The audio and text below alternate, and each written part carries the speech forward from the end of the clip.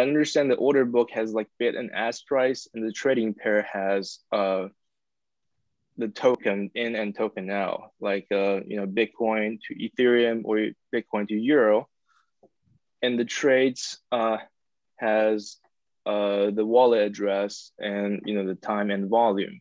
Now, I understand the trade is relevant to our project because we want to understand like who is big player and who's trading what. But what about the trading pair or order book? What's like the difference? Do we need to worry about these two at all?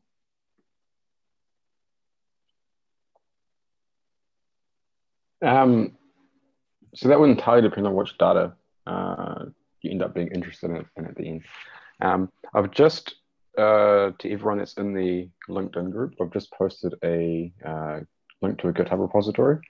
I've started putting some code examples there on fetching some different bits of data, starting with the Uniswap API. It's currently in JavaScript, but just as something to reference. I can post it in here too, actually. Okay, I'm looking at it. So it's only got it's very basic at the moment, but it has all of the queries that the Uniswap API supports. It's not very well documented though. I'm working on that at the moment, so expect more notes and documentation. Okay, how far does it go back? How far? How much data? So this API goes back as far as you want it to. Okay. But it's only the Uniswap. This one's only tracks the Uniswap trades. So it's all the trade that happens on the Uniswap exchange. Yeah. Okay. Yeah. So yeah, I was also having trouble. The other decentralized exchanges, like that, most of them are based off Uniswap. So for those ones, they'll use the exact same code. It's just going to be a different endpoint. Okay. Like a different API, but they should function the same. So I'm going to start adding more examples for different data sources to that repository. So some of them will get some of them will be just dealing with the raw transactions from the blockchain itself. But if there's any specific APIs that you'd like added or data sources that you'd like added, just let me know. I can take a look at them. So I guess our problem is we're able to do the live node. We can tap in any third-party API. We were using Etherscan and before, so we tap the node, we get the raw data from them. But that's more like the second part of the project, right? That's the live data. However, I was trying to get the historical data, and there's this a web page on Etherscan that shows the token transfer. So I think it has 5 categories. So the first category will be the ID, the hash ID, which is transaction ID. That's our primary key. And we have the wallet address to and wallet address from. So that help us identify who's trading. Okay. And I can. That stuff might get a little bit tricky because sometimes the to and specifically the to address is often a contract, not the actual recipient. Okay. And so that's not always very clear, depending on how. So that you may encounter that sometimes. Generally, if you're looking through the Etherscan interface, it will show that, display it differently. It will show that there's the to is a contract, and then there's some kind of other transfers taking place. That's the next code examples I'll be pushing to that repository, is how to tell when other transfers have taken place within the transaction. Okay. If that makes sense, because sometimes you're dealing with sometimes no Ethereum is transferred, but some ERC20 tokens are, or and things like that. So I'll provide some examples so you can sort of see. Okay. What's going I'll on look there. into it and to see how much data we can retrieve. So far, the problem we ran into is just all the historical data. They don't give the wallet address at all. Because there's so much data, they compile it to like 5, 10, 30 minutes time slots, and they give like the open, low, open, high, low, close price and volume for a single cryptocurrency, and they group it by different tokens, or and it's not really helpful. We can't really identify some of that players. Is likely because they're dealing with both reporting values from both the decentralized exchanges and the centralized ones. So they can't get that information from the centralized ones, so they're probably just leaving it out for all of the data. With the Uniswap API, you can see all of that.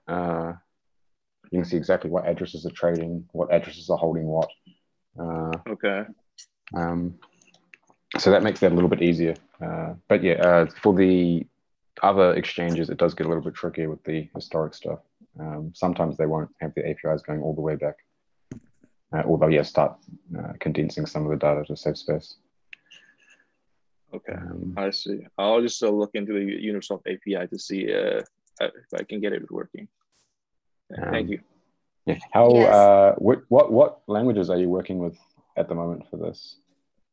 Right now, we're focusing only on the front end, but Aaron's been doing some Web3 JSON with the Ethereum node. Yeah. She can. Cool. As an issue, it's so the examples are just JavaScript, so you can just run them with Node, so you shouldn't have any issues there. If you scroll to the bottom, there's some sort of example executions of the functions. You can just play around there and try and get different bits of data. Yeah, so I was playing with the inferior nodes, and but then I guess that's more related to the second part of the project, because it seems that the full node seems like the full node gives you like the recent 128 states, right? Like if I want to get more historical data, I have to like run it repeatedly, like do it as a loop. And I have to maybe parse the result into other formats and then run it again. Is that the way to do it? Like it seems like a lot of computational power that needs to be taken. Yeah, unfortunately, the way the data is stored on the blockchain is it's good for verifying it, but it's horrible for doing queries. So you do end up passing the data a lot. It's like Etherscan, for example, is processing every block, storing it in its database, but it's also doing a lot of additional computation before it's storing it in its database. And then normally it's returning that post-processing version of the block. But yeah, the raw data is mostly you just have to loop all the way back, unfortunately a lot, depending on some of the trace, actually, Chris, some of the trace API might be useful here. What do you mean, like the trace API? Can you give an example? Although I guess that doesn't really quite apply to Infura and Etherscan. The trace API sort of re-executes transactions, and you can have it replay in certain bits of state. But that might be a little overly complex for this. I see. Like I have to pass like all the results. Like if I have to get the recent 10,000, I mean, that's not even too much for data analysis. So I guess it takes a lot of time, and I guess the Infura do have a cap on the requests.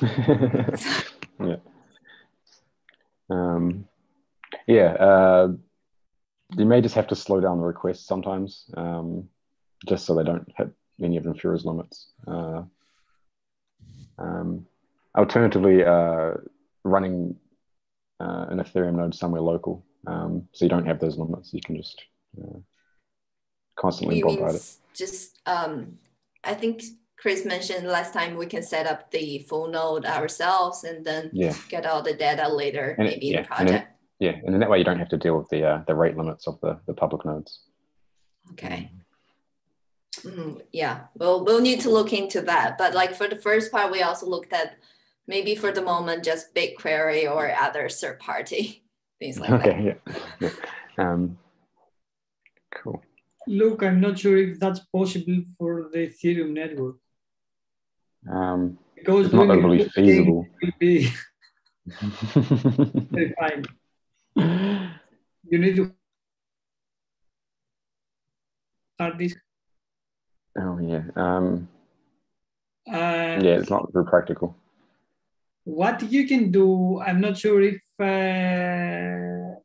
Lehigh University provides a university account that you don't have to pay. For fetch historical data.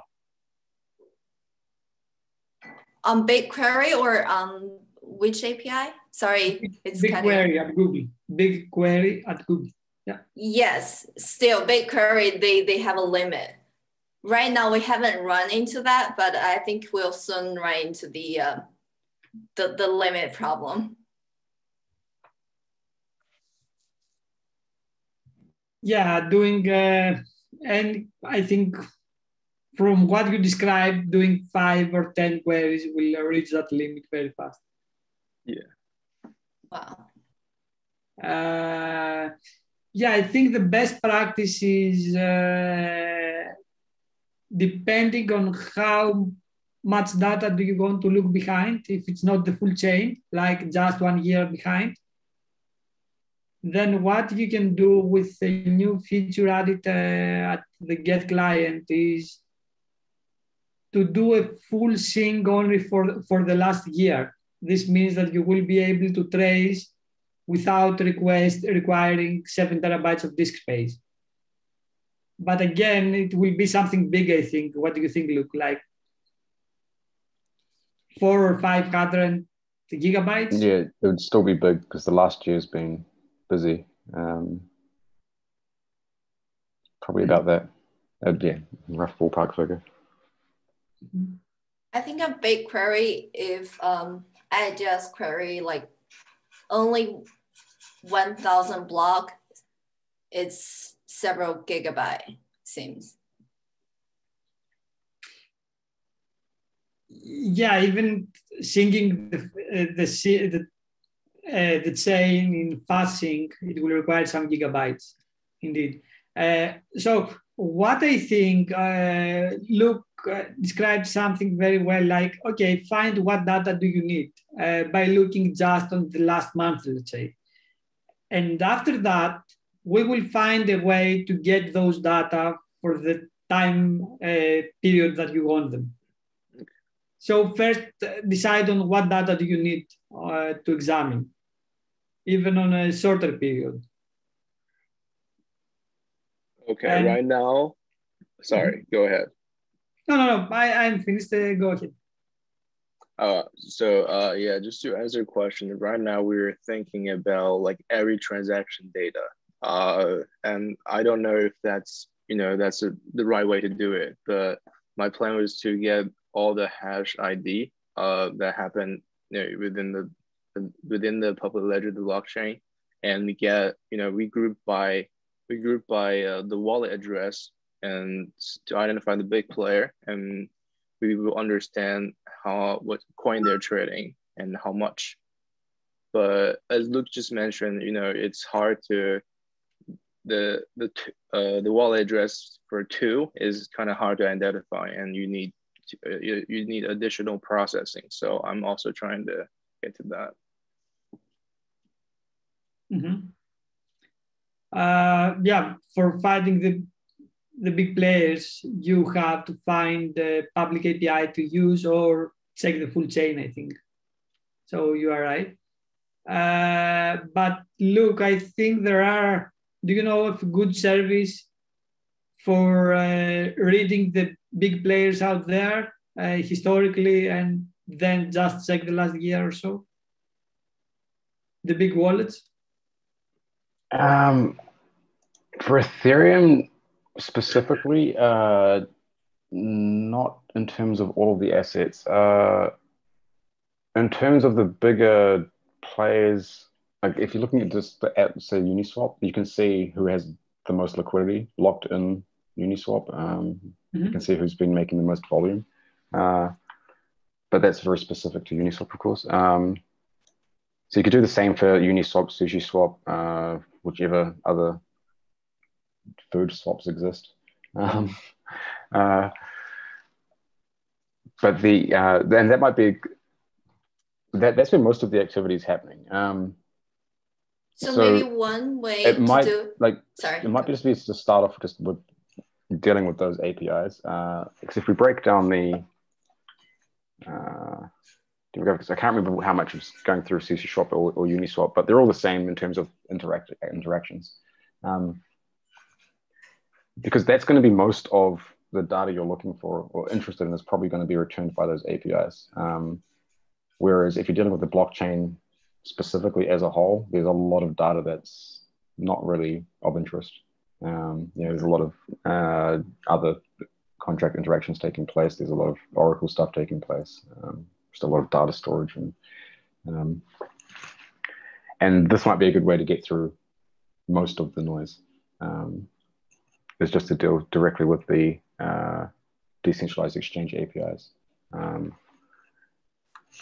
What does CoinGecko Yes, I guess that's an alternative approach for our projects, because originally we're thinking looking at the blockchain as a whole and then like look at the analyze the data and then look at the each individual specific contracts to find maybe they're like this one is big, this one is not worth looking at. But if we just maybe actively selecting a few more active contracts in the market, in the DeFi space right now, and then start from there instead of starting looking at the whole blockchain, maybe that's a more feasible way. I don't know. We're looking into that.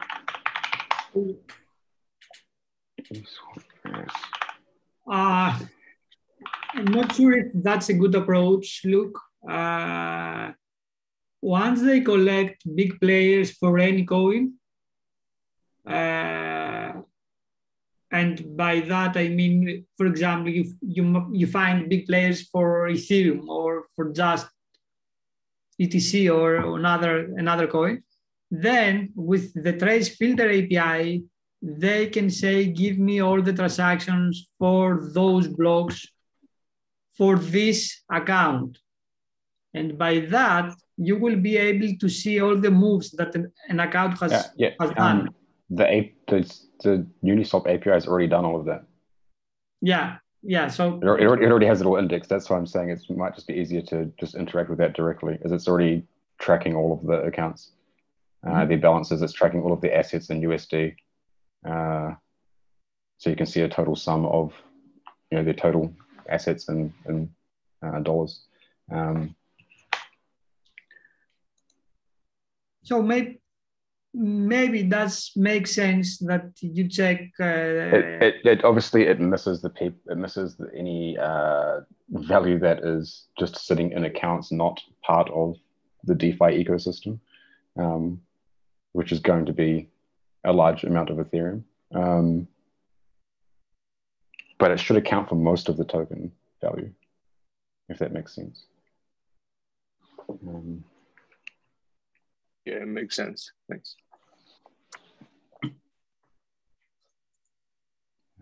But I think it'd be a good place to start, and then we can keep going deeper and deeper from there.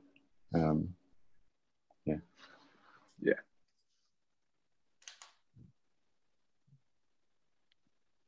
Yeah, that's our next step. Okay. Thank you. Great.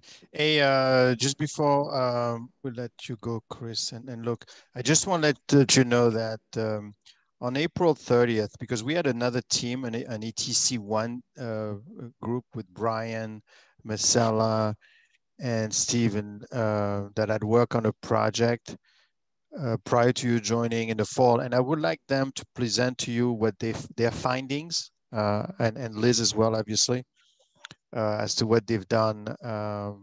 This is the previous project, not obviously this one. Are you, so in 2 weeks from now, when you come back, they'll present, and maybe they'll send you some information ahead of time so you get to see a little bit of some of the findings that they put together, and appreciate your comments on that as well, if you have the time to take a look at that.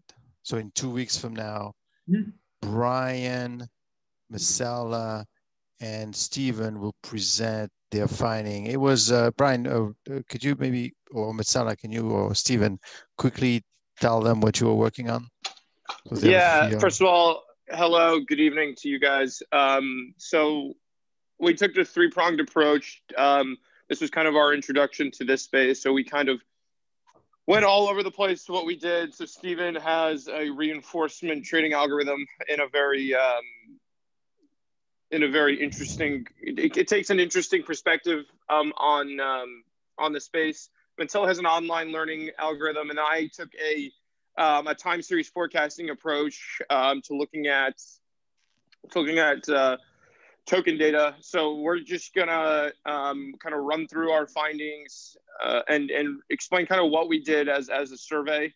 Mattila and Stephen, if you guys want to add anything here. Yeah, I think Brian has put it perfectly. Pretty much it was a first stab at the entire project. So starting off from the online learning that I was working on, it was pretty much a way of trying to get which features are of interest in the cryptocurrency space. And then also addressing the key concept of the question, which was trying to build a state analysis of the actual, of the actual Ethereum chain. Which was quite interesting because to get to that particular project, we pretty much broke it down into what it is can we actually build going forward, which is pretty much where we were trying to go. So Stephen can talk to the reinforcement learning, Q-learning that he actually tried to using on the cryptocurrency space. Yeah, as Mattila said, I implement the algorithm that we can use to try to generate some trading insights. And I put that into our library so that people can just call this function to use this algorithm. And yeah, that's pretty much what I did for this project. And those I will present this in 2 weeks, right?